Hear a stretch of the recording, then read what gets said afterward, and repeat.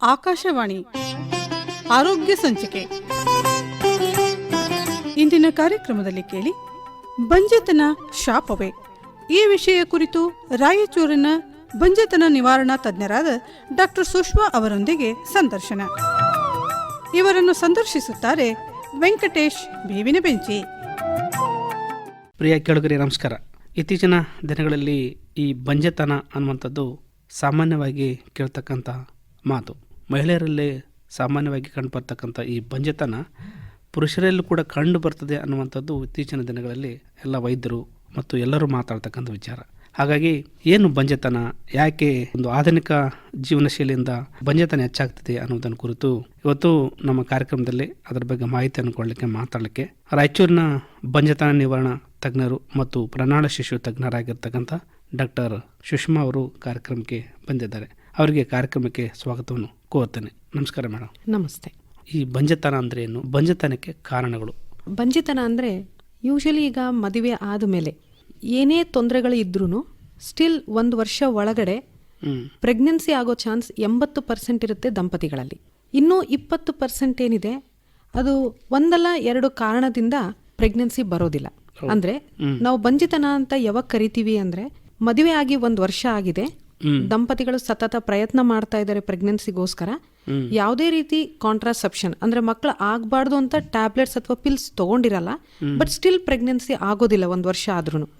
So ಅಂತ ದಂಪತಿಗಳಿಗೆ ನಾವು ಏನು ಬಂಜೆತನ ಇದೆ ಅಂತ ಪರಿಗಣಿಸ್ತೀವಿ.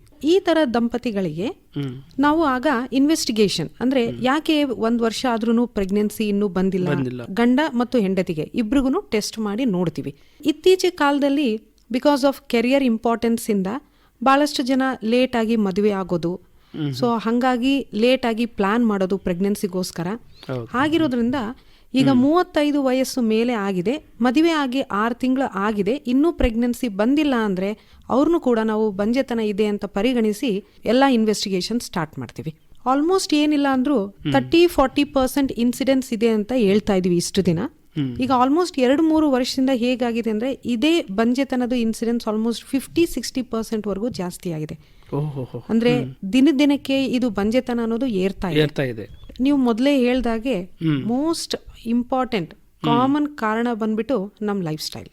ನಾವು ಬೊಜ್ಜು ನೋಡ್ತಾ ಇದೀವಿ, ಡಯಾಬಿಟಿಸ್ ನೋಡ್ತಾ ಇದೀವಿ, ಶುಗರ್ ನೋಡ್ತಾ ಇದೀವಿ, ಅಂಡ್ ಹೈಪರ್ ಟೆನ್ಷನ್ ನೋಡ್ತಾ ಇದೀವಿ, BP ತೊಂದರೆ, ಥೈರಾಯ್ಡ್ ತೊಂದರೆ ಅಂತೂ ಇಷ್ಟು ಕಾಮನ್ ಆಗಿದೆ. ಇಷ್ಟು ದಿನ ನಾವು ಹೆಣ್ಣು ಮಕ್ಕಳಿಗೆ ಮಾತ್ರ ಥೈರಾಯ್ಡ್ ತೊಂದರೆ ಇದೆ, ಹಾಗಾಗಿ ಮುಟ್ಟು ತೊಂದರೆ ಇದೆ ಅಂತಂದು ಟೆಸ್ಟ್ ಮಾಡಿಸ್ತಾ ಇದೀವಿ. ಇತ್ತೀಚೆಗೆ ಬಂಜೆತನ ಅಂತ ಬಂದವರಿಗೆ ಪುರುಷರಿಗೂ ನಾವು ಟೆಸ್ಟ್ ಮಾಡಿ ನೋಡಿದಾಗೆ ಥೈರಾಯ್ಡ್ ತೊಂದರೆ ತುಂಬಾನೇ ಇದೆ, ಪುರುಷರಲ್ಲೂ ಕಾಮನ್. ಸೊ ಹಂಗಾಗಿ ಈ ತೊಂದರೆ ಇರೋರಿಗೆ ಕೂಡ ಕೆಲವೊಂದು ಸಾರಿ ವೀರಾಣುಗಳಲ್ಲಿ ಏರುಪೇರು ಆಗೋದು, ಅದರಿಂದ ಪ್ರೆಗ್ನೆನ್ಸಿ ಬರೋದು ನಿಧಾನ ಆಗೋದು. ಸೊ ಇವೆಲ್ಲ ನಾವು ಇತ್ತೀಚೆಗೆ ನೋಡ್ತಾ ಇದ್ವಿ. ಆಲ್ಮೋಸ್ಟ್ ನಾವು ಯಾವಾಗ ಬಂಜೆತನ ಇರೋ ದಂಪತಿಗಳು ಬಂದಾಗೆ ಟೆಸ್ಟ್ ಮಾಡಿದಾಗೆ 1-2 ಕಾರಣ ಕಂಡು ಬರುತ್ತೆ. ಇದು ಕಾರಣ ಇದೆ, ಹಂಗಾಗಿ ಏನು ಈ ತರ ಟ್ರೀಟ್ಮೆಂಟ್ ಕೊಟ್ರೆ ಮಕ್ಕಳು ಆಗಬಹುದು ಅಂತ. ಇದು ಆಲ್ಮೋಸ್ಟ್ ಏನಿಲ್ಲ ಅಂದ್ರೂ ಒಂದು 40% ವರೆಗೂ ಏನು ಕಂಡು ಬರುತ್ತೆ. ಬಟ್ ಇನ್ನು 60% ಆಫ್ ದಿ ಕಪಲ್ಸ್ ಅಲ್ಲಿ ಯಾವುದೇ ರೀತಿ ಪ್ರಾಬ್ಲಮ್ ಕಂಡು ಬರಲ್ಲ. ಟೆಸ್ಟ್ ಮಾಡಿದ್ರು all the reports will be normal, still pregnancy ಬರೋದಿಲ್ಲ. ಇದನ್ನೇ ನಾವು ಇಡಿಯೋಪ್ಯಾಥಿಕ್ ಅಂತ ಕರಿತೀವಿ. ಸೊ ಅವ್ರ ಲೈಫ್ ಸ್ಟೈಲು ಕರೆಕ್ಟ್ ಇರುತ್ತೆ, weight, BP, everything will be fine. ಎಲ್ಲ ಟೆಸ್ಟ್ ಮಾಡ್ತೀವಿ, all the things will be fine. Scanning ಮಾಡ್ತೀವಿ, ನಾರ್ಮಲ್ ಇರುತ್ತೆ. ವೀರಾಣು ಟೆಸ್ಟ್ ಮಾಡ್ತೀವಿ, ನಾರ್ಮಲ್ ಇರುತ್ತೆ. ಅಂಡ್ ಸ್ಟಿಲ್ ಅವ್ರಿಗೆ ಏನು ಪ್ರೆಗ್ನೆನ್ಸಿ ಆಗೋಲ್ಲ. ಇದು ಆಲ್ಮೋಸ್ಟ್ 60% ಕಪಲ್ಸ್ ಅಲ್ಲಿ ನೋಡ್ತೀವಿ. ಇದನ್ನ ನಾವು ಇಡಿಯೋಪ್ಯಾಥಿಕ್ ಅಂತ ಕರಿತೀವಿ. ಸೊ ಈ ತರ ಇರೋರಿಗೆ ಈಗ ನೆಕ್ಸ್ಟ್ ಟ್ರೀಟ್ಮೆಂಟ್ ಅಂದ್ರೆ ಈಗ ನ್ಯೂ ಟೆಕ್ನಾಲಜಿ ಎಲ್ಲ ಬಂದಿದಾವೆ. ಸೊ IUI, IVF ಟ್ರೀಟ್ಮೆಂಟ್ ಅಂತ, ಅದನ್ನೆಲ್ಲ ನಾವು ಅವರಿಗೆ ಟ್ರೀಟ್ಮೆಂಟ್ ಕೊಟ್ಟಾಗೆ ಆಗ ಅವ್ರಿಗೆ ಮಕ್ಕಳಾಗೋ ಭಾಗ್ಯ ಸಿಗುತ್ತೆ. ಮೇಡಮ್, ಈಗ ಆಧುನಿಕ ಜೀವನ ಶೈಲಿಯಿಂದ ಬಂಜೆತನ ಬರಲಿಕ್ಕೆ ಕಾರಣ ಆಗ್ತದೆ ಅನ್ನುವಂಥದ್ದು. ಆಧುನಿಕ ಜೀವನ ಶೈಲಿ ಯಾವ ಥರ ಪರಿಣಾಮ ಬೀರ್ತದೆ? ಜೀವನ ಶೈಲಿ ಅಂದರೆ ಕೇವಲ ದೈಹಿಕ ಶ್ರಮ, ದಿನನಿತ್ಯ ಮಾಡ್ತಕ್ಕಂಥ ಚಟುವಟಿಕೆಗಳು ಇವಷ್ಟೇ ಜೀವನ ಶೈಲಿನ, ಅಥವಾ ಬೇರೆ ಬೇರೆ ಏನಾದರೂ ಇದೆಯಾ ಅಂತ? ಎಸ್, ಡೆಫಿನೆಟ್ಲಿ ಇದೆ. ಒಂದು ಉದಾಹರಣೆ ಹೇಳ್ಬೇಕು ಅಂದ್ರೆ ವೈಟಮಿನ್ D ಡೆಫಿಷಿಯನ್ಸಿ. ಓಹೋ. ಹ್ಮ್. ಈಗ ಏನಾಗಿದೆ, ಎಲ್ಲ ಕೆಲಸ ಮಾಡೋದು ಅಥವಾ ಏನು ಹೌಸ್ ವೈಫ್ ಇರ್ಬೋದು, ಹೊರಗಡೆ ಕೆಲಸ ಮಾಡೋದು, ಆಫೀಸಲ್ಲಿ ಇರ್ಬೋದು, ಎಲ್ಲ ಹೇಗೆ ಆಗಿದೆ ಅಂದರೆ AC ಅಲ್ಲಿ ಕೂತ್ಕೊಂಡು ಕೆಲಸ ಮಾಡೋದಾಗಿದೆ. ಆ್ಯಂಡ್ ಹೊರಗಡೆ ಹೋಗಿ ತಿರುಗಾಡೋದು ಭಾಳ ಕಮ್ಮಿ ಆಗಿದೆ. ಸೊ ಯಾವಾಗ ನಾವು ಸನ್ಲೈಟಿಗೆ ಎಕ್ಸ್ಪೋಸ್ ಆಗೋದಿಲ್ಲ, ವೈಟಮಿನ್ ಡಿ ಉತ್ಪನ್ನ ಆಗೋದಿಲ್ಲ ನಮ್ಮ ದೇಹದಲ್ಲಿ. ಸೊ ಆ ವೈಟಮಿನ್ ಡಿ ಎಷ್ಟು ಇಂಪಾರ್ಟೆಂಟ್ ಅಂದರೆ, ಪ್ರತಿಯೊಂದು ನಮ್ಮದು ಮೆಟಬಾಲಿಸಮ್ ಆಗಬೇಕು ನಮ್ಮ ದೇಹದಲ್ಲಿ ಅಂದರೆ ವೈಟಮಿನ್ ಡಿ ಎಲ್ಲ ಸ್ಟೆಪ್ಸಲ್ಲೂ ಭಾಳ ಇಂಪಾರ್ಟೆಂಟ್. ಸೊ ಹಂಗಾಗಿ ಏನಾಗ್ತಾ ಇದೆ, ಇತ್ತೀಚೆಗೆ ನಾವು ನೋಡಿದಾಗೆ ವೈಟಮಿನ್ ಡಿ ಡೆಫಿಷಿಯನ್ಸಿ ಪ್ರತಿ ಒಬ್ರು ದಂಪತಿಗಳಲ್ಲಿ ಕಾಣಿಸುತ್ತೆ. ಅಂಡ್ ಹೇಗಾಗಿದೆ ಅಂದ್ರೆ ಪ್ರತಿಯೊಬ್ರು ನಾವು ವೈಟಮಿನ್ ಡಿ ಟ್ಯಾಬ್ಲೆಟ್ಸ್ ಬರೀಲೇಬೇಕು, ಅಷ್ಟು ಡೆಫಿಷಿಯನ್ಸಿ ಆಗಿದೆ. ಸೊ ಇದು ಒಂದು ಉದಾಹರಣೆ. ಲೈಕ್ ಆಧುನಿಕ ಕಾಲದಲ್ಲಿ ನಾವು ಏನ್ ನಮ್ಮ ಲೈಫ್ ಸ್ಟೈಲ್ ಇದೆ, ಸೊ ಮೇನ್ ಕಾರಣ ಇದೆ ವೈಟಮಿನ್ ಡಿ ಡೆಫಿಷಿಯನ್ಸಿ. ಅದು ಬಿಟ್ಟು ನೀವು ಹೇಳ್ದಾಗೆ ಆಹಾರ ಇರಬಹುದು. ಸೊ ಆಹಾರ ನಾವು ಏನೇ ಈಗ ನಾವು ತಿಂದ್ರು, ವೆಜಿಟೇಬಲ್ಸ್ ಇರ್ಬೋದು, ಫ್ರೂಟ್ಸ್ ಇರ್ಬೋದು, ಇದು ಹೆಲ್ತಿ ಅಂತ ತಗೊಳ್ತೀವಿ, ಬಟ್ ಅದರಲ್ಲೆಲ್ಲ ಪೆಸ್ಟಿಸೈಡ್ ಹಾಕಿನೇ ಮಾಡಿರ್ತಾರೆ. ಸೊ ಹಂಗಾಗಿ ನಾವು ತಿನ್ನೋ ಫುಡ್ನು ಇಟ್ ಈಸ್ ನಾಟ್ ಬ್ಯಾಲೆನ್ಸ್ಡ್. 100% ನಮ್ಗೆ ಅದರಿಂದ ಏನೂ ಸಿಗ್ತಾ ಇಲ್ಲ. And at the same time sedentary life style, ಕುತ್ಕೊಂಡೇ ಕೆಲಸ ಮಾಡೋದು, ನೀವು ಹೇಳಿದ್ರಿ ಏನು ವರ್ಕ್ ಫ್ರಮ್ ಹೋಮ್ ಅಂತ. ಅಂಡ್ ಅದು ಬಿಟ್ಟು ಮತ್ತೆ ಮೊಬೈಲ್ಸ್, ಲ್ಯಾಪ್ಟಾಪ್ಸ್ ಈಗೇನು ಬಂದಿದೆ, ಸೊ ಮೊಬೈಲ್ ಇಟ್ಕೊಂಡು ಕೂತ್ಬಿಟ್ರೆ ತಾಸುಗಟ್ಲೆ ಹಾಗೆ ಕೂತ್ಕೊಂಡ್ಬಿಡ್ತಾರೆ. ಸೊ ದಟ್ ಈಸ್ ಅಗೇನ್ ಒಂದು ಸೆಡೆಂಟ್ರಿ ಲೈಫ್ ಸ್ಟೈಲ್. ಸೊ ಹಾಗಾಗಿ ಇದು ಬಂಜೆತನದ ಕಾರಣ ಆಗ್ತದೆ. ಅಂಡ್ ಬಂಜೆತನ ಹೆಚ್ಚಾಗ್ತಾ ಇದೆ. ಯಾಕೆ? Because of a life style. 45 ವಯಸ್ಸಾದ್ಮೇಲೆ ತತ್ತಿಗಳು ಬತ್ತಿ ಹೋಗಕ್ಕೆ ಸ್ಟಾರ್ಟ್ ಆಗುತ್ತೆ. ಅಂಡ್ 50 ವಯಸ್ಸಿಗೆ ಮುಟ್ಟು ನಿಲ್ಲಬೇಕು, ಇದು ಸಹಜ. ಬಟ್ ಇತ್ತೀಚೆಗೆ ನಾವು ಏನ್ ನೋಡ್ತಾ ಇದೀವಿ ಅಂದ್ರೆ 13 ವರ್ಷಕ್ಕೆ ಮುಟ್ಟು ಸ್ಟಾರ್ಟ್ ಆಗುತ್ತೆ, 23 ವಯಸ್ಸಿಗೆ ಮುಟ್ಟು ನಿಂತು ಹೋಗ್ಬಿಡುತ್ತೆ. ಇದನ್ನ again because of a life style. ತತ್ತಿಗಳು ಬೇಗ ಬತ್ತೋಗ್ತಿದಾವೆ. ಅಂಡ್ ಬಹಳಷ್ಟು ಪುರುಷರಿಗೆ ಕೂಡ ನಾವು ಟೆಸ್ಟ್ ಮಾಡಿ ನೋಡಿದಾಗೆ ವೀರಾಣುಗಳ ಸಂಖ್ಯೆ 0 ಇರುತ್ತೆ. So mainly again it is because of life style. Stress ಇರ್ಬೋದು, ಸ್ಪೆಷಲಿ ಸಾಫ್ಟ್ವೇರ್ ಕಂಪ್ನಿಯಲ್ಲಿ ವರ್ಕ್ ಮಾಡೋರಿಗೆ. ಸೊ ಸ್ಟ್ರೆಸ್ ಅದು ಒಂದು ಕಾರಣ. ಅಂಡ್ ಮೊಬೈಲ್ ಫೋನ್ಸ್ ಯೂಸ್ ಮಾಡೋದು, ಯಾಕಂದ್ರೆ ಅವು ರೇಡಿಯೇಷನ್ಸ್ ಇಂದನೂ ಎಗ್ ಮತ್ತೆ ಸ್ಪರ್ಮಿಗೆ ಎಫೆಕ್ಟ್ ಆಗುತ್ತೆ. ಸೊ ಹಂಗಾಗಿ ನಮ್ಮ ಆಧುನಿಕ ಏನು ನಮ್ಮ ಜೀವನ ಇದೆ, ಡೆಫಿನೆಟ್ಲಿ ನಮ್ಮದ್ರ ಮೇಲೆ ಎಫೆಕ್ಟ್ ಆಗ್ತಾ ಇದೆ. ಓನ್ಲಿ ಹೆಲ್ತ್ ಅಂತಲ್ಲ, ಈವನ್ ಪ್ರೆಗ್ನೆನ್ಸಿ ಬರೋಕ್ಕೂ ಕೂಡ ತೊಂದರೆ ಆಗ್ತಾ ಇದೆ. ಈಗ ಮೆಡಿಕಲ್ ಅಲ್ಲಿ ನಾವು ಏನು ಹೆಲ್ಪ್ ಮಾಡ್ಬೋದು ಅವ್ರಿಗೆ ಅಂದ್ರೆ ನಾನಾ ತರಗಳು ಟ್ರೀಟ್ಮೆಂಟ್ಗಳಿದಾವೆ. ಸೊ ಒಂದು controlled ovarian stimulation and timed intercourse ಅಂತ ಕರಿತೀವಿ. ಇದು ಬೇಸಿಕ್ ಟ್ರೀಟ್ಮೆಂಟ್. ಈಗ ಎಲ್ಲಾ ರಿಪೋರ್ಟ್ಸ್ ನಾರ್ಮಲ್ ಆಗಿತ್ತು, ಮದುವೆ ಆಗಿ 1-2 ವರ್ಷ ಆಗಿದೆ, 30 ವಯಸ್ಸು ಒಳಗಡೆ ಇದೆ ಅಂತವ್ರಿಗೆ ನಾವ್ ಏನ್ ಮಾಡಿದ್ವಿ, ಎಗ್ ಡೆವಲಪ್ಮೆಂಟ್ ಆಗಕ್ಕೆ ಮತ್ತೆ ಸ್ಪರ್ಮ್ದು ಏನಾದ್ರು ಸ್ವಲ್ಪ ಮಟ್ಟಿಗೆ ಏನಾದ್ರು ತೊಂದರೆ ಇತ್ತು ಅಂದ್ರೆ ಅದನ್ನ ಇಂಪ್ರೂವ್ಮೆಂಟ್ ಆಗಕ್ಕೆ ಅಂತ ಟ್ಯಾಬ್ಲೆಟ್ಸ್ ಮತ್ತೆ ಇಂಜೆಕ್ಷನ್ಸ್ ಕೊಡ್ತೀವಿ. ಅಂಡ್ ಎಗ್ ರಿಲೀಸ್ ಆಗೋ ಟೈಮು ನಾವು ಸ್ಕ್ಯಾನಿಂಗ್ ಅಲ್ಲಿ ಕಂಡಿಡ್ದು ಆ ಟೈಮಲ್ಲಿ ಮತ್ತೆ ಗಂಡ ಹೆಂಡತಿ ಜೊತೆಗಿರಕ್ಕೆ ಹೇಳ್ತೀವಿ. ಸೊ ದಟ್ ಅವ್ರಿಗೆ ಆ ಟೈಮಿಂಗ್ ಗೊತ್ತಾಗುತ್ತೆ, ಯಾವಾಗ ಎಗ್ ರಿಲೀಸ್ ಆಗುತ್ತೆ, ಪ್ರೆಗ್ನೆನ್ಸಿ ಚಾನ್ಸ್ ಯಾವಾಗ ಜಾಸ್ತಿ ಇರುತ್ತೆ ಅಂತ. ಯಾಕಂದ್ರೆ ತುಂಬಾ ಜನ ದಂಪತಿಗಳಿಗೆ ಯಾವ ಟೈಮಲ್ಲಿ ಸೇರ್ಬೇಕು ಸೊ ದಟ್ ಪ್ರೆಗ್ನೆನ್ಸಿ ಚಾನ್ಸ್ ಜಾಸ್ತಿ ಇರುತ್ತೆ ಅಂತ ಗೊತ್ತಿರಲ್ಲ. ಅದನ್ನ ನಾವು ಫರ್ಟಿಲಿಟಿ ಪೀರಿಯಡ್ ಅಂತ ಕರಿತೀವಿ. ಸೊ ಅದನ್ನೆಲ್ಲ ನಾವು ಎಕ್ಸ್ಪ್ಲೇನ್ ಮಾಡಿ ಕೊಡ್ತೀವಿ, ಸೊ ದಟ್ ಅವರು ಬೇಗ ವಿತಿನ್ 2 to 3 months ಅಲ್ಲಿ ಕನ್ಸೀವ್ ಆಗೋ ಚಾನ್ಸ್ ಇರುತ್ತೆ. ಅಂಡ್ ಸೆಕೆಂಡ್ ಟ್ರೀಟ್ಮೆಂಟ್ ಬಂದ್ಬಿಟ್ಟು IUI ಟ್ರೀಟ್ಮೆಂಟ್ ಅಂತ ಕರಿತೀವಿ. ಸೊ ಇದರಲ್ಲಿ ಎಗ್ ಡೆವಲಪ್ಮೆಂಟ್ ಆಗಕ್ಕೆ ಟ್ಯಾಬ್ಲೆಟ್ ಮತ್ತು ಇಂಜೆಕ್ಷನ್ ಕೊಟ್ಬಿಟ್ಟು ಎಗ್ ರಿಲೀಸ್ ಆಗೋ ಟೈಮಲ್ಲಿ ಹಸ್ಬೆಂಡ್ ವೀರಾಣುಗಳನ್ನೆಲ್ಲ ತಗೊಂಡು ಅದನ್ನ ನಾವು ಪ್ರಾಸೆಸಿಂಗ್ ಮಾಡ್ತೀವಿ. ಅಂದ್ರೆ ಚೆನ್ನಾಗಿರೋ ಸ್ಪರ್ಮ್ಸ್ ಮಾತ್ರ ಸಪರೇಟ್ ಮಾಡಿ ಡೈರೆಕ್ಟ್ ಗರ್ಭಚೀಲ ಒಳಗಡೆ ಹಾಕ್ತಿವಿ. ಸೊ ದಟ್ ಇದು ನ್ಯಾಚುರಲಿ ಕಂಪೇರ್ ಮಾಡಿದ್ರೆ ಪ್ರೆಗ್ನೆನ್ಸಿ ಆಗೋ ಚಾನ್ಸ್ 15% ಜಾಸ್ತಿ ಇರುತ್ತೆ. ಇದು ಯಾರಿಗೆ ಮಾಡ್ತೀವಿ ಅಂದ್ರೆ ಮದುವೆ ಆಗಿ 4 ವರ್ಷ 5 ವರ್ಷ ಆಗಿರುತ್ತೆ, ರಿಪೋರ್ಟ್ಸ್ ಅಲ್ಲಿ ಸ್ವಲ್ಪ ತೊಂದರೆ ಇರುತ್ತೆ, 30-35 ವಯಸ್ಸಿರುತ್ತೆ. ಸೊ ಆ ತರ ಇರೋರಿಗೆ ಈ ಟ್ರೀಟ್ಮೆಂಟ್ ಕೊಡ್ತೀವಿ. And next comes IVF treatment ಅಂತ. ಸೊ ಅದು ಟೆಸ್ಟ್ ಟ್ಯೂಬ್ ಬೇಬಿ ಟ್ರೀಟ್ಮೆಂಟ್ ಅಂತ ಕರಿತೀವಿ, ಇನ್ನೊಂದು ಹೆಸರು ಅದಕ್ಕೆ, ಇನ್ ವಿಟ್ರೋ ಫರ್ಟಿಲೈಸೇಷನ್. ಇದು ಯಾರಿಗೆ ಮಾಡ್ತೀವಿ ಅಂದ್ರೆ ಮದುವೆ ಆಗಿ ಲೈಕ್ 5 ವರ್ಷ ಮೇಲೆ ಆಗಿರುತ್ತೆ, ತತ್ತಿಯಲ್ಲಿ ತುಂಬಾ ತೊಂದರೆ ಇದೆ, ವೀರಾಣುದಲ್ಲಿ ತುಂಬಾ ತೊಂದರೆ ಇದೆ, ಅಂಡ್ ಈ ತರ 3-4 ಆಲ್ರೆಡಿ IUI ಟ್ರೀಟ್ಮೆಂಟ್ ಪ್ರಯತ್ನ ಮಾಡಿದ್ದಾರೆ. ಸೊ ಆ ತರ ಇರೋರಿಗೆ ಇದು IVF ಟ್ರೀಟ್ಮೆಂಟ್ ಅಂತ ಮಾಡ್ತೀವಿ. ಇದು ಫಸ್ಟ್ ಈ ಟ್ರೀಟ್ಮೆಂಟ್ ಸ್ಟಾರ್ಟ್ ಆಗಿದ್ದು ಟ್ಯೂಬ್ಸ್ ಪ್ರಾಬ್ಲಮ್ ಇರೋರ್ಗೆ ಅಂತ ಈ ಟ್ರೀಟ್ಮೆಂಟ್ ಸ್ಟಾರ್ಟ್ ಆಯ್ತು. ಬಟ್ ಆಮೇಲೆ ನಾನಾ ತರ ತೊಂದರೆಗಳನ್ನು ನೋಡ್ಬಿಟ್ಟು ಈವನ್ IVF ಟ್ರೀಟ್ಮೆಂಟ್ ಈ ತರ ದಂಪತಿಗಳಿಗೂ ಹೆಲ್ಪ್ ಆಗುತ್ತೆ ಅಂತ ಈಗ IVF ಟ್ರೀಟ್ಮೆಂಟ್ ತುಂಬಾ ಮುಂದಾಗಿ ಬಂದಿದೆ. ಇದರಲ್ಲಿ ಏನ್ ಮಾಡ್ತೀವಿ ಅಂದ್ರೆ ಸ್ವಲ್ಪ ಹೈ ಡೋಸ್ ಹಾರ್ಮೋನಲ್ ಇಂಜೆಕ್ಷನ್ಸ್ ಕೊಡ್ತೀವಿ. ಹೆಂಗಸರಿಗೆ ಮುಟ್ಟಾಗಿ 2ನೇ ದಿನ ಅಥವಾ 3ನೇ ದಿನ ಒಂದು 10-12 ದಿನ ಇಂಜೆಕ್ಷನ್ ಕೊಟ್ಬಿಟ್ಟು ಯಾವಾಗ ಎಗ್ ಎಲ್ಲ ಡೆವಲಪ್ಮೆಂಟ್ ಆಗುತ್ತೆ ಆಗ ಅವ್ರಿಗೆ ಮೊಬ್ ಇಂಜೆಕ್ಷನ್ ಕೊಟ್ಟು ಈ ತತ್ತಿಗಳನ್ನೆಲ್ಲ ಹೊರಗಡೆ ತೆಗಿದ್ವಿ. ಅಂದ್ರೆ ಏನ್ ಫಾಲಿಕಲ್ಸ್ ಅಂತ ಡೆವಲಪ್ಮೆಂಟ್ ಆಗಿರ್ತವೆ ಸ್ಕ್ಯಾನಿಂಗ್ ಅಲ್ಲಿ, ಒಂದು ನೀಡಲ್ ಹಾಕ್ಬಿಟ್ಟು ಎಗ್ಸ್ ಅನ್ನು ಹೊರಗಡೆ ತೆಗಿತೀವಿ. ಎಗ್ಸ್ ಅನ್ನು ಹೊರಗಡೆ ತೆಗೆದು ಹಸ್ಬೆಂಡ್ ವೀರಾಣು ಜೊತೆ ಸೇರಿಸ್ಬಿಟ್ಟು ಮಷಿನ್ ಅಂದ್ರೆ ಇನ್ಕ್ಯುಬೇಟರ್ ಒಳಗಡೆ ಇಟ್ಟು ನಾವು ಎಂಬ್ರಿಯೋಸ್ ನ ಡೆವಲಪ್ಮೆಂಟ್ ಮಾಡ್ತೀವಿ. ಒಂದು 5 ದಿನ ಇಟ್ಟರೆ ಅದು ಎಂಬ್ರಿಯೋಸ್ ಬ್ಲಾಸ್ಟ್ ಅಂತ ಕರಿತೀವಿ. ಅವು ಡೆವಲಪ್ಮೆಂಟ್ ಆಗ್ತವೆ. ಸೊ ಅದರಲ್ಲಿ ಬೆಸ್ಟ್ ಕ್ವಾಲಿಟಿ ಎಂಬ್ರಿಯೋನ ಸೆಲೆಕ್ಟ್ ಮಾಡಿ ವಾಪಸ್ ಗರ್ಭಚೀಲದಲ್ಲಿ ಹಾಕ್ತಿವಿ. ಸೊ ಈ ಬ್ಲಾಸ್ಟ್ ಗರ್ಭಚೀಲನ ಹಿಡಿದಾಗೆ ಆಗ ನಾವು ಟೆಸ್ಟ್ ಮಾಡಿ ನೋಡಿದಾಗೆ ಪಾಸಿಟಿವ್ ಅಂತ ಬರುತ್ತೆ. ಇದು ಆಮೇಲೆ 9 ತಿಂಗಳು ಮಗು ಆಗಿ ಗರ್ಭಚೀಲದಲ್ಲಿ ಬೆಳೆಯುತ್ತೆ. ಸೊ ಇದನ್ನ ಪ್ರಣಾಳ ಶಿಶು IVF treatment or test tube baby ಅಂತ ಕರಿತೀವಿ. ಇದು ನೆಕ್ಸ್ಟ್ ಲೆವೆಲ್ ಆಫ್ ಟ್ರೀಟ್ಮೆಂಟ್ ಬಂದ್ಬಿಟ್ಟು ಇಕ್ಸಿ ಅಂತ ಕರಿತೀವಿ. ಮೇನ್ ಇಕ್ಸಿ ಯಾವಾಗ ಮಾಡ್ತೀವಿ ಅಂತಂದ್ರೆ, ಈಗ ವೀರ್ಯಾಣುದಲ್ಲಿ ತುಂಬಾನೇ ತೊಂದರೆ ಇದೆ, ಯಾವುದೇ ರೀತಿ ಸಣ್ಣ ಟ್ರೀಟ್ಮೆಂಟ್ ಅಲ್ಲಿ ಅಥವಾ ನಾರ್ಮಲ್ IVF ಟ್ರೀಟ್ಮೆಂಟ್ ಅಲ್ಲಿ ಆಗೋದಿಲ್ಲ ಅಂತ ಗೊತ್ತಾದಾಗೆ ಇದು ಇಕ್ಸಿ ಪ್ರೊಸೀಜರ್ ಅಂತ ಮಾಡ್ತೀವಿ. ಇದರಲ್ಲಿ ಏನ್ ಮಾಡ್ತೀವಿ ಅಂದ್ರೆ, ಒಂದ್ಸಲ ತತ್ತಿ ಹೊರಗಡೆ ತೆಗೆದ್ಮೇಲೆ, ಈಗ IVF ಅಲ್ಲಿ ಯಾವ ತರ ಹೊರಗಡೆ ತೆಗಿತೀವಿ, ತೆಗೆದ ಮೇಲೆ ಒಂದೊಂದು ತತ್ತಿಗೂ ಒಂದೊಂದು ವೀರಾಣು ಇಂಜೆಕ್ಷನ್ ಮಾಡ್ತೀವಿ ಒಳಗಡೆ. ಯಾಕೆ ಅಂದ್ರೆ ವೀರಾಣುಗಳು ಎಷ್ಟು ವೀಕ್ ಇರುತ್ತೆ ಅಂದ್ರೆ ತತ್ತಿ ಒಳಗಡೆ ಹೋಗಷ್ಟು ಕೆಪಾಸಿಟಿ ಇರಲ್ಲ. ಸೊ ನಾವು ಅದಕ್ಕೆ ಇಂಜೆಕ್ಟ್ ಮಾಡಿ ಒಂದು ಎಂಬ್ರಿಯೋನ ಡೆವಲಪ್ಮೆಂಟ್ ಮಾಡಿ ಆಮೇಲೆ ಗರ್ಭಚೀಲದಲ್ಲಿ ಹಾಕ್ತಿವಿ. So this is another treatment. ಈಗ ನೆಕ್ಸ್ಟ್ ಲೆವೆಲ್ ಆಫ್ ಟ್ರೀಟ್ಮೆಂಟ್ ಬಂದ್ಬಿಟ್ಟು ಎಂಡೋಮೆಟ್ರಿಯಲ್ ರಿಸೆಪ್ಟಿವಿಟಿ ಅಂತ ಕರಿತೀವಿ. ಅಂಡ್ ಇದು ಯಾವಾಗ ಅಂದ್ರೆ ಎಲ್ಲಾ IVF ಟ್ರೀಟ್ಮೆಂಟ್ ಆಯ್ತು, ಇಕ್ಸಿ ಆಯ್ತು, ಸ್ಟಿಲ್ ಎಂಬ್ರಿಯೋ ಗರ್ಭಚೀಲನ ಹಿಡಿಯೋದಿಲ್ಲ ಕೆಲವೊಬ್ಬರಿಗೆ. ಸೊ ಆಗ ನಾವು ಗರ್ಭಚೀಲನ ಟೆಸ್ಟ್ ಮಾಡಿ ನೋಡ್ತೀವಿ ಯಾಕೆ ಅದು ಹಿಡಿತಾ ಇಲ್ಲ, ಯಾವ ಟೈಮಲ್ಲಿ ಅದು ಎಂಬ್ರಿಯೋ ಹಾಕಿದ್ರೆ ಗರ್ಭಚೀಲನ ಅಂಟ್ಕೋಬಹುದು ಅಂತಂದು ಟೆಸ್ಟ್ ಮಾಡ್ತೀವಿ. ಇದನ್ನ ಎಂಡೋಮೆಟ್ರಿಯಲ್ ರಿಸೆಪ್ಟಿವಿಟಿ ಅಂತ ಕರಿತೀವಿ. And there is one more treatment, PGD PGS ಅಂತ ಕರಿತೀವಿ, pre implantation genetic screening and diagnosis ಅಂತ. ಇದು ಸ್ಪೆಷಲಿ ಓನ್ಲಿ IVF ಅಂತಲ್ಲ, ಈಗ ಕೆಲವೊಬ್ಬರಿಗೆ ರಿಪೀಟೆಡ್ ಆಗಿ ಅಬಾರ್ಷನ್ಸ್ ಆಗ್ತವೆ. 3 ತಿಂಗಳ ಒಳಗಡೆ ಬೇಗ ಬೇಗ ಖಾಲಿ ಆಗ್ಬಿಡ್ತವೆ, 2, 3, 7 ಈ ತರ ಖಾಲಿ ಆಗ್ತವೆ. ಅಥವಾ ಕೆಲವೊಬ್ಬರಿಗೆ ಹೆಣ್ಣು ಮಕ್ಕಳು ಮಾತ್ರ ಬದುಕ್ತವೆ, ಗಂಡು ಮಕ್ಕಳೆಲ್ಲ ತೀರ್ಕೊಂತಿರ್ತವೆ ಹುಟ್ಟಿದಾಗೆಲ್ಲ. ಸೊ ಇವೆಲ್ಲ ಐದರ್ ಸೆಕ್ಸ್ ಲಿಂಕ್ಡ್ ಡಿಸೀಸ್ ಅಂತ ಕರಿತೀವಿ, ಅಥವಾ there is some genetic problem ಇರೋದ್ರಿಂದ ಈ ತರ ಆಗುತ್ತೆ ಅಂತ ಕರಿತೀವಿ. ಇನ್ಬಾರ್ನ್ ಎರರ್ ಆಫ್ ಮೆಟಬಾಲಿಸಮ್ ಅಂತಾನು ಕೆಲವೊಂದು ಡಿಸೀಸಸ್ ಇರುತ್ತೆ.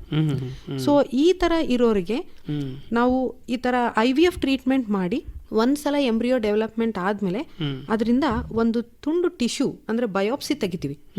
ತೆಗೆದ್ಬಿಟ್ಟು ಆ ರೋಗ ಈ ಎಂಬ್ರಿಯೋಗೆ ಇದೇನಾ ಇಲ್ಲ ಅಂತ ಟೆಸ್ಟ್ ಮಾಡ್ತೀವಿ. ಅಕಸ್ಮಾತ್ ಈ ಎಂಬ್ರಿಗೆ ಆ ರೋಗ ಇದೆ ಅಂದ್ರೆ ಆ ತರ ಎಂಬ್ರಿಯೋನ ನಾವು ಗರ್ಭಚೀಲದಲ್ಲೇ ಹಾಕೋದಿಲ್ಲ. ಯಾವ ಎಂಬ್ರಿಯೋಗೆ ಆ ರೋಗ ಇಲ್ಲ ಅಂತ ಬರುತ್ತೆ ಟೆಸ್ಟ್ ಮಾಡಿದ ಮೇಲೆ ಅಂಥದ್ರನ್ನ ನಾವು ಗರ್ಭಚೀಲದಲ್ಲಿ ಹಾಕ್ತಿವಿ. ಸೊ ದಟ್ ಹುಟ್ಟೋ ಮಗುಗೆ ಯಾವುದೇ ರೀತಿ ಈ ತರ ರೋಗಗಳು ಇರಲ್ಲ. ಸೊ ದಟ್ ನಾವು ಒಂದು ಹೆಲ್ತಿ ಮಗುನ ದಂಪತಿಗಳಿಗೆ ಕೊಡಬಹುದು.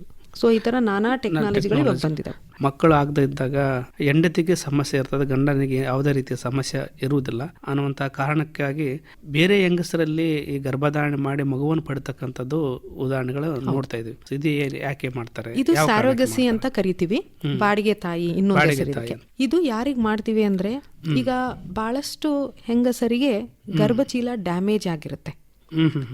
ಅಂಡ್ ಮೋಸ್ಟ್ ಕಾಮನ್ ಕಾರಣ ಅದಕ್ಕೆ ಬಂದ್ಬಿಟ್ಟು TB ಕಾಯಿಲೆ. ನಮ್ಮ ಇಂಡಿಯಾದಲ್ಲಿ TB ಕಾಯಿಲೆ ಅನ್ನೋದು ತುಂಬಾ ಕಾಮನ್. ಈ TB ಕಾಯಿಲೆ ಗರ್ಭಚೀಲನೆಲ್ಲ ಡ್ಯಾಮೇಜ್ ಮಾಡಿರುತ್ತೆ. ಸೊ ಹಂಗಾಗಿ ಏನಾಗುತ್ತೆ, ಅದಕ್ಕೆ ಅಂಥ ಗರ್ಭಚೀಲಕ್ಕೆ ಕೂಸನ್ನ ಹಿಡಿಯೋ ಕೆಪಾಸಿಟಿ ಇರೋದಿಲ್ಲ. ಅಂಡ್ ಬೇರೆ ತರ ಎಲ್ಲ ಟ್ರೀಟ್ಮೆಂಟ್ ಇದಾವೆ, ಅದೆಲ್ಲ ಟ್ರೀಟ್ಮೆಂಟ್ ಟ್ರೈ ಮಾಡಿದ್ಮೇಲೆನು ಸ್ಟಿಲ್ ಗರ್ಭಚೀಲಕ್ಕೆ ಹಿಡಿಯೋ ಶಕ್ತಿ ಇಲ್ಲ ಅಂದಾಗೆ ಆಗ ನಾವು ಬಾಡಿಗೆ ತಾಯಿಗೆ ಆಪ್ಷನ್ ಇಡ್ತೀವಿ. ಸೊ ಅದರಲ್ಲಿ ಹೆಂಡತಿಯ ತತ್ತಿ ತಗೊಳ್ತೀವಿ, ಗಂಡನಿಂದ ವೀರಾಣು ತಗೊಂತೀವಿ, ಎರಡೂ ಸೇರಿಸ್ಬಿಟ್ಟು ಒಂದು ಎಂಬ್ರಿಯೋನ ಡೆವಲಪ್ಮೆಂಟ್ ಮಾಡಿ ಅಂಡ್ ಇನ್ನೊಂದು ಹೆಂಗಸ ಗರ್ಭಚೀಲದಲ್ಲಿ ಅದನ್ನ ಹಾಕ್ತಿವಿ. ಅವರು 9 ತಿಂಗಳು ಅದನ್ನು ಹೊತ್ತು ಡೆಲಿವರಿ ಆದ್ಮೇಲೆ ಮತ್ತೆ ದಂಪತಿಗಳಿಗೆ ಆ ಮಗುನ ಕೊಡ್ತಾರೆ. ಇದನ್ನ ಬಾಡಿಗೆ ತಾಯಿ ಅಂತ ಕರಿತೀವಿ. ಅಂಡ್ ಇನ್ನೊಂದು ರೀಸನ್ ಯಾಕೆ ಇದು ಮಾಡ್ತೀವಿ ಅಂದ್ರೆ, ಕೆಲವೊಬ್ರು ಹೆಂಗಸರಿಗೆ ಡಿಸೀಸ್ಗಳು ಅಂದ್ರೆ ರೋಗಗಳು ಇರ್ತವೆ, ಎಲ್ಲಿ ಅವರು ಮಕ್ಕಳ ಆಗಬಾರ್ದು ಆಯ್ತು ಅಂದ್ರೆ, for example heart disease, rheumatic heart disease ಅಂತ ಕರಿತೀವಿ. ಸಿವಿಯರ್ ರುಮ್ಯಾಟಿಕ್ ಹಾರ್ಟ್ ಡಿಸೀಸ್ ಇದ್ದಾಗೆ ಅವ್ರಿಗೆ ಪ್ರೆಗ್ನೆನ್ಸಿ ಬಂತು ಅಂದ್ರೆ ಅವ್ರ ಜೀವಕ್ಕೆ ಅಪಾಯ ಇರುತ್ತೆ. ಸೊ ಅಂಥವ್ರಿಗೆ ನಾವು ಪ್ರೆಗ್ನೆನ್ಸಿ ಅವಾಯ್ಡ್ ಮಾಡಕ್ ಹೇಳ್ತೀವಿ. ಸೊ ಅಂಥವ್ರು ಈ ಬಾಡಿಗೆ ತಾಯಿ ಅನ್ನೋ ಫೆಸಿಲಿಟಿನ ಅವರು ಪಡ್ಕೋಬಹುದು. ಬಾಡಿಗೆ ತಾಯಿಯನ್ನು ಪಡ್ಕೋಬೇಕಂತಂದ್ರೆ ಅದಕ್ಕೊಂದು ಕಂಡೀಷನ್ಸು ಪ್ರೋಸೆಸ್ ಇರುತ್ತೆ. ಹೌದು, ಅದನ್ನು ನಿಭಾಯಿಸ್ಕೊಂಡು ಇದೆಲ್ಲ ಎಲ್ಲವನ್ನೂ ಮಾಡಬೇಕಾಗತ್ತೆ. ಬಂಜೆತನ ಅನ್ನುವಂಥ ವಿಷಯಕ್ಕೆ ಬಂದಾಗ ಪುರುಷರಲ್ಲಿ ಇರ್ತಕ್ಕಂಥ ಸಮಸ್ಯೆಗಳೇ ಬೇರೆ, ಹೆಣ್ಮಕ್ಳಲ್ಲಿ ಇರ್ತಕ್ಕಂಥ ಸಮಸ್ಯೆಗಳೇ ಬೇರೆ. ಹೆಣ್ಮಕ್ಳಲ್ಲಿ ಯಾವ ಥರ ಸಮಸ್ಯೆಗಳಿರ್ತವೆ ಮತ್ತು ಪುರುಷರಲ್ಲಿ ಯಾವ ಥರ ಸಮಸ್ಯೆಗಳಿರ್ತವೆ? ಈಗ ಗಂಡಸರಲ್ಲಿ ಮೇನ್ ಆಗಿ ವೀರಾಣುಗಳ ಪ್ರಾಬ್ಲಮ್ಗಳು ತೊಂದರೆಗೆ ಕಾಣಿಸ್ತವೆ. ಅಂಡ್ ಇದು ಯಾಕೆ ಆಗುತ್ತೆ ಅಂದ್ರೆ ಕೆಲವೊಂದು ರೋಗಗಳು ಇನ್ಫೆಕ್ಷನ್ ಇರಬಹುದು. ಅಂಡ್ ಅವರಲ್ಲೂ ಈ ತರ TB ಕಾಯಿಲೆ ಮೋಸ್ಟ್ ಕಾಮನ್ ಆಗಿದೆ. ಕೆಲವೊಂದ್ಸಲ ವ್ಯಾರಿಕೋಸೀಲ್ ಅಂತ ಕರಿತೀವಿ. ಅದ್ರಲ್ಲಿ ಏನಾಗಿರುತ್ತೆ, ಈ ಬ್ಲಡ್ ವೆಸಲ್ಸ್ ಎಲ್ಲ ಊದ್ಕೊಂಡ್ಬಿಟ್ಟಿರುತ್ತೆ. ಸೊ ಆ ತರ ಇದ್ದಾಗ ಕೂಡ ಕೆಲವೊಂದ್ಸಲ ವೀರಾಣುದಲ್ಲಿ ಪ್ರಾಬ್ಲಮ್ ಬರುತ್ತೆ. ಕೆಲವೊಂದ್ಸಲ ಟೈಟ್ ಅಂಡರ್ ಗಾರ್ಮೆಂಟ್ಸ್ ಹಾಕೊಂಡಾಗ ಕೂಡ ಇದು ವೀರಾಣುಗಳ ಪ್ರಾಬ್ಲಮ್ ಬರಬಹುದು. ಸಮ್ಟೈಮ್ಸ್ ಜೆನೆಟಿಕ್ ಪ್ರಾಬ್ಲಮ್ ಅಂದ್ರೆ ಹುಟ್ಟಿದಾಗಿಂದನೇ ಕೆಲವೊಂದು ಡಿಸೀಸ್ ಇರುತ್ತೆ, ಅದರಿಂದನೂ ವೀರಾಣುಗಳು ಪ್ರಾಬ್ಲಮ್ ಬರಬಹುದು. ಅಂಡ್ ಬಹಳ ಇದು ಫ್ಯಾಕ್ಟ್ರಿಯಲ್ಲಿ ವರ್ಕ್ ಮಾಡೋರು, ತುಂಬಾ ಹೀಟ್ ಜಾಗದಲ್ಲಿ ವರ್ಕ್ ಮಾಡೋದಲ್ಲಿ, ತುಂಬಾ ಬಿಸಿಲಲ್ಲಿ ಓಡಾಡೋದು ಅವರಲ್ಲಿನೂ. ಸೊ ಈ ತರ ಕಾರಣಗಳು ನೋಡ್ತೀವಿ. ಮತ್ತೆ ಕೆಲವೊಬ್ರು ಯಾವ್ದೋ ರೋಗಕ್ಕೆ ಅಂತ ಟ್ಯಾಬ್ಲೆಟ್ಸ್ ಗಳೆಲ್ಲ ನುಂಗ್ತಾ ಇರ್ತಾರೆ. ಸೊ ಕೆಲವೊಂದು ಬ್ರೈನ್ ಪ್ರಾಬ್ಲಮ್ ಇರ್ಬೋದು, ಫಿಟ್ಸ್ ಪ್ರಾಬ್ಲಮ್ ಇರ್ಬೋದು. ಆ ತರ ಇಂದನೂ ಕೆಲವೊಂದು ಟ್ಯಾಬ್ಲೆಟ್ಸ್ ಇಂದನೂ ಅದಕ್ಕೆ ಎಫೆಕ್ಟ್ ಆಗಬಹುದು, ವೀರಾಣುಗಳು ಪ್ರಾಬ್ಲಮ್ ಆಗಬಹುದು. ಕೆಲವೊಂದ್ಸಲ ಏನಾಗಿರುತ್ತೆ, ಯಾವಾಗೋ ಸಣ್ಣೂರು ಇರಬೇಕಾದ್ರೆ ಪೆಟ್ಟು ಬಿದ್ದಿರಬಹುದು, ಆಪರೇಷನ್ ಆಗಿರಬಹುದು. ಈ ತರ ಕಾರಣದಲ್ಲಿ ಕೂಡ ವೀರಾಣುಗಳು ಪ್ರಾಬ್ಲಮ್ ನೋಡ್ತೀವಿ. ಅಂಡ್ ಈವನ್ ಬೈಕ್ ರೈಡಿಂಗ್, ತುಂಬಾ ಯಾರು ಜಾಸ್ತಿ ಬೈಕ್ ರೈಡಿಂಗ್ ಮಾಡ್ತಾರೆ ಅವರಲ್ಲೂ, ಯಾಕಂದ್ರೆ ಈಗ ಬರೋ ಬೈಕ್ ಸ್ಟೈಲ್ ಏನಿದೆ ಅದು ಟೆಸ್ಟಿಸ್ ಅಂತ ನಾವ್ ಏನ್ ಕರಿತೀವಿ, ಬೀಜಗಳು. ಸೊ ಅದ್ರ ಮೇಲೆ ಪ್ರೆಷರ್ ಆಗಿ ಕೆಲವೊಂದ್ಸಲ ವೀರಾಣುಗಳು ಪ್ರಾಬ್ಲಮ್ ನೋಡ್ತಾ ಇದೀವಿ. And now A days it has become equal. ಈಗ ಇಷ್ಟು ದಿನ ಹೇಗೆ ಹೇಳ್ತಿದೀವಿ ಅಂದ್ರೆ ಲೈಕ್ 60% ಹೆಂಗಸರಲ್ಲಿ 40% ಗಂಡಸರಲ್ಲಿ ಪ್ರಾಬ್ಲಮ್ ಇರುತ್ತೆ ಅಂತ. ಈಗ ಇಬ್ರು ಈಕ್ವಲ್ ಆಗಿದ್ದಾರೆ. 50% ಹೆಂಗಸರಲ್ಲಿ 50% ಗಂಡಸರಲ್ಲೂ ಪ್ರಾಬ್ಲಮ್ ಕಾಣ್ತಾ ಇದೀವಿ. ಮಹಿಳೆಯರಲ್ಲಿ ಯಾವ ತರ ಸಮಸ್ಯೆಗಳು ಕಂಡು ಬರ್ತವೆ? ಮಹಿಳೆಯರಲ್ಲಿ ಮೇನ್ ಆಗಿ ಒಂದು PCOD ಪ್ರಾಬ್ಲಮ್ ಅಂತ ಕರಿತೀವಿ. ಅಂದ್ರೆ ತತ್ತಿಗಳಲ್ಲಿ ಬಹಳಷ್ಟು ನೀರು ಗುಳ್ಳೆಗಳು ಇರ್ತವೆ. ಅದರಿಂದ ಸ್ವಲ್ಪ ಹಾರ್ಮೋನ್ ಏರುಪೇರಾಗಿ ತತ್ತು ಬೆಳವಣಿಗೆ ಆಗೋದು, ತತ್ತಿ ಬಿಡುಗಡೆ ಆಗೋದು ಸಮಸ್ಯೆ ಇರುತ್ತೆ. ಅಂಡ್ PCOD ಅನ್ನೋದು it is a life style disease. So main ನಮ್ಮ ಲೈಫ್ ಸ್ಟೈಲ್ ಮೇಲೇನೆ ಅದು ರೋಗ ಬರೋದು. ಜಾಸ್ತಿ ಜಂಕ್ ಫುಡ್ ತಿನ್ನೋದ್ರಿಂದ, ವೇಟ್ ಜಾಸ್ತಿ ಇರೋದ್ರಿಂದ, ಅಂಡ್ ಏನು ಎಕ್ಸಸೈಸ್ ಇಲ್ಲ, ಸೆಡೆಂಟ್ರಿ ಲೈಫ್ ಸ್ಟೈಲ್ ಇತ್ತು, ಸ್ಟ್ರೆಸ್ ಬಹಳ ಇತ್ತು, ಇವೆಲ್ಲ ಕಾರಣದಿಂದ PCOD ಅನ್ನೋ ಪ್ರಾಬ್ಲಮ್ ಬರುತ್ತೆ. ಇದು ಒಂದು ಕಡೆ ಆದ್ರೆ ಇನ್ನೊಂದ್ ಕಡೆ ತತ್ತಿ ಎಲ್ಲ ಬತ್ತಿ ಹೋಗೋದು. ಆಗ್ಲೇ ನಿಮಗೆ ಹೇಳ್ದಾಗೆ ಈಗ ಬಹಳ ಸಣ್ಣ ವಯಸ್ಸಲ್ಲೇ ತತ್ತಿಗಳೆಲ್ಲ ಬತ್ತಿ ಹೋಗ್ತಾ ಇದಾವೆ. ಜೆನೆಟಿಕ್ ಪ್ರಾಬ್ಲಮ್ ಇರಬಹುದು, ಅಥವಾ ನಾವು ಊಟ ಮಾಡೋ ಆಹಾರದಿಂದ ಆಗಿರಬಹುದು, ಮೆಡಿಕೇಶನ್ಸ್ ಇಂದನೂ ಆಗಿರಬಹುದು. ತುಂಬಾ ಕಷ್ಟ ಹೇಳೋದು ಲೈಕ್ ಯಾಕೆ ಈ ತರ ಆಯ್ತು ಅಂತ. ಸೊ ಅದು ಬಿಟ್ರೆ ಇನ್ಫೆಕ್ಷನ್ ಇಂದ ಕೆಲವೊಂದ್ಸಲ ಟ್ಯೂಬ್ ಎಲ್ಲ ಬ್ಲಾಕ್ ಆಗ್ಬಿಟ್ಟಿರುತ್ತೆ, ಟ್ಯೂಬ್ ಡ್ಯಾಮೇಜ್ ಆಗಿರುತ್ತೆ, ಗರ್ಭಚೀಲ ಡ್ಯಾಮೇಜ್ ಆಗಿರುತ್ತೆ. ಸೊ ಇನ್ನೊಂದು ರೋಗ ನಾವು ಎಂಡೋಮೆಟ್ರಿಯೋಸಿಸ್ ಅಂತ ಕರಿತೀವಿ. ಇದು ಒಂದು ಬಂಜೆತನೆಗೆ ಶತ್ರು ಇರೋ ತರ ಇದು ರೋಗ. ಸೊ ಇದು ಬಂತು ಅಂದ್ರೆ ಯೂಶಲಿ ತತ್ತಿಗಳಲ್ಲಿ ಬರುತ್ತೆ, ಅಂಡಾಶಯದಲ್ಲಿ. ಸೊ ದಟ್ ಇದು ತತ್ತಿಗಳ ಸಂಖ್ಯೆ ಎಲ್ಲ ಕಮ್ಮಿ ಮಾಡ್ಬಿಡುತ್ತೆ. ಹಾಗೆ ಒಳಗಡೆ ಗಂಟುಗಳೆಲ್ಲ ಆಗಕ್ ಶುರು ಆಗುತ್ತೆ. ಸೊ ದಟ್ ನಾವು ಏನು ಅನಟಾಮಿಕಲ್ ಪೊಸಿಷನ್ ಇರಬೇಕು ಒಂದು ಮಕ್ಕಳಾಗಕ್ಕೆ, ತತ್ತಿ, ಟ್ಯೂಬ್ ಮತ್ತೆ ಗರ್ಭಚೀಲದಲ್ಲಿ ಅಂತ ಕರಿತೀವಿ, ನಾರ್ಮಲ್ ಅನಟಾಮಿಕಲ್ ಸ್ಟ್ರಕ್ಚರ್ ಅಂತ ಕರಿತೀವಿ, ಅದೆಲ್ಲ ಡಿಸ್ಟರ್ಬ್ ಆಗಿರುತ್ತೆ. ಸೊ ಹಂಗಿಂದನೂ ಕೆಲವೊಂದ್ಸಲ ಪ್ರೆಗ್ನೆನ್ಸಿ ಬರೋದಿಲ್ಲ. ಕೊನೆಯದಾಗಿ ಎಲ್ಲ ನಮ್ಮ ಕೇಳುಗರಿಗೆ ಏನು ಸಂದೇಶವನ್ನು ಕೊಳ್ಳಕ್ಕೆ ಇಷ್ಟಪಡ್ತೀರಿ? ಲೈಫ್ ಸ್ಟೈಲ್ ಮಾಡಿಫಿಕೇಶನ್ ಅಂತ ಏನ್ ಕರಿತೀವಿ, ಸಾಧ್ಯ ಆದಷ್ಟು ಮಾಡಿಫೈ ಮಾಡ್ಕೊಳ್ಳಿ. ಎರಡನೇದು, ಯಾವುದೇ ರೀತಿ ಸ್ಟ್ರೆಸ್, ಟೆನ್ಷನ್ ಬೇಡ. ಅಂಡ್ ಈಗಿರೋ ಟೆಕ್ನಾಲಜಿಗೆ ತುಂಬಾ ಟ್ರೀಟ್ಮೆಂಟ್ಗಳೆಲ್ಲ ಬಂದಿದಾವೆ. ಸೊ ಪ್ರೆಗ್ನೆನ್ಸಿ ಅನ್ನೋದು ಸಾಧ್ಯ ಇದೆ. ಓನ್ಲಿ ಥಿಂಗ್ ಅವರು ತಮ್ಮ ಮೈಂಡ್ನ ಮೇಕಪ್ ಮಾಡಿ then they have to come forward ಅಷ್ಟೇ. ಯಾಕಂದ್ರೆ ಕೆಲವೊಬ್ರು ಈವನ್ ಟ್ರೀಟ್ಮೆಂಟ್ ತಗೊಳಕ್ಕೂ ಹಿಂದೆ ಮುಂದೆ ಜರಿತಾರೆ. ಯಾಕೆ ಅಂದ್ರೆ ಅಯ್ಯೋ ಒಬ್ರು ಯಾರಾದ್ರೂ ಕೇಳಿದ್ರು ಅಂದ್ರೆ ಟ್ರೀಟ್ಮೆಂಟ್ ಇಂದ ಆಗಿರೋ ಮಗು ಅಲ್ಲ ಅಂತಂದು ಹಿಂದೆ ಮುಂದೆ ಜರಿತಾರೆ. ಸೊ ಆ ತರದ್ ಏನೂ ಇಲ್ಲ. ಈಗ ಎವ್ರಿಥಿಂಗ್ ಎಲ್ಲರಿಗೂ ಇವಾಗ ಅವೇರ್ನೆಸ್ ಇದೆ. ಬಂಜೆತನ ಅಂದ್ರೆ ಏನು, ಬಂಜೆತನ ಎಷ್ಟು ತೊಂದರೆ ಇದೆ ಇವಾಗ ಸೊಸೈಟಿಯಲ್ಲಿ, ಅಂಡ್ ಅದಕ್ಕೆ ಏನೇನು ಟ್ರೀಟ್ಮೆಂಟ್ ಇದೆ ಅಂತ ಬಹಳಷ್ಟು ಮಾಹಿತಿ ಎಲ್ಲ ಕಡೆಯಿಂದನೂ ಸಿಗುತ್ತೆ. ಸೊ ಆ ಥರ ಯಾವುದೇ ರೀತಿ ಸೋಷಿಯಲ್ ಸ್ಟಿಗ್ಮಾ ಇಲ್ಲದೆ ನೀವು ಟ್ರೀಟ್ಮೆಂಟಿಗೆ ಬರ್ಬೋದು. ಫಸ್ಟ್ ಆ್ಯಂಡ್ ಫಾರ್ಮೋಸ್ಟ್ ನಾನು ಹೇಳೋದೇನು ಅಂದರೆ ಲೈಫ್ ಸ್ಟೈಲ್ ಮಾಡಿಫಿಕೇಶನ್, ಜೀವನ ಶೈಲಿ ಬದಲಾವಣೆಯಿಂದ ಮಾತ್ರ ಇದು ಬಂಜೆತನವನ್ನು ನಿವಾರಣೆ ಮಾಡ್ಕೋಬಹುದು ಅನ್ನುವಂಥದ್ದು. ಯಾವುದೇ ರೀತಿಯ ಒತ್ತಡವನ್ನು ನಿವಾರಣೆ ಮಾಡಿಕೊಂಡ್ರೆ, ಜೊತೆಗೆ ದಿನನಿತ್ಯದ ಒಂದು ಜೀವನ ಶೈಲಿ, ವ್ಯಾಯಾಮ ಆಗಿರ್ಬೋದು, ಆಹಾರ ಕ್ರಮವನ್ನು ಪಾಲಿಸ್ತಾ ಹೋದ್ರೆ ಡಿ ವಿಟಮಿನ್ ತುಂಬಾ ಇಂಪಾರ್ಟೆಂಟ್ ಅಂತ ಕೂಡ ಹೇಳಿದ್ರಿ. ಬಿಸಿಲಿಗೆ ಹೋಗ್ಬಿಟ್ಟು ಸೂರ್ಯನ ಕಿರಣಗಳನ್ನು ನಾವು ಮೈಗೆ ಒಡ್ಡಿಕೊಂಡ್ರೆ ಖಂಡಿತವಾಗಿ ಇಂಥ ಒಂದು ಸಮಸ್ಯೆಗಳಿಂದ ನಾವು ಪರಿಹಾರವನ್ನು ಕಂಡುಕೊಳ್ಳಬಹುದು ಅನ್ನುವಂಥದ್ದು. ಒಳ್ಳೆಯದು ಮೇಡಮ್, ಇದುವರೆಗೆ ನಮ್ಮ ಕಾರ್ಯಕ್ರಮಕ್ಕೆ ಬಂದು ಬಂಜೆತನ ಒಂದು ಶಾಪವೇ ಅನ್ನುವಂಥ ಒಂದು ವಿಷಯದ ಬಗ್ಗೆ ತಮ್ಮ ಅನಿಸಿಕೆ ಮತ್ತು ವಿಚಾರಗಳು ಹಂಚಿಕೊಂಡ್ರೆ ನಮ್ಮ ಕಾರ್ಯಕ್ರಮಕ್ಕೆ ಬಂದು ನಮ್ಮ ಜೊತೆ ಮಾತನಾಡೋದಕ್ಕಾಗಿ ತಮಗೆ ಧನ್ಯವಾದಗಳು. ಧನ್ಯವಾದಗಳು. ಆರೋಗ್ಯ ಸಂಚಿಕೆಯಲ್ಲಿ ಇದುವರೆಗೆ ಬಂಜೆತನ ಶಾಪವೇ ಈ ವಿಷಯ ಕುರಿತು ರಾಯಚೂರಿನ ಬಂಜೆತನ ನಿವಾರಣಾ ತಜ್ಞರಾದ ಡಾಕ್ಟರ್ ಸುಷ್ಮಾ ಅವರೊಂದಿಗೆ ಸಂದರ್ಶನವನ್ನು ಕೇಳಿದಿರಿ. ಇವರನ್ನು ಸಂದರ್ಶಿಸಿದವರು ವೆಂಕಟೇಶ್ ಬೇವಿನ ಬೆಂಚಿ. ರಾಜ್ಯವ್ಯಾಪಿಯಲ್ಲಿ ಬಿತ್ತರಿಸಲ್ಪಟ್ಟ ಈ ಕಾರ್ಯಕ್ರಮ ಆಕಾಶವಾಣಿ ರಾಯಚೂರು ಕೇಂದ್ರದ ಕೊಡುಗೆ.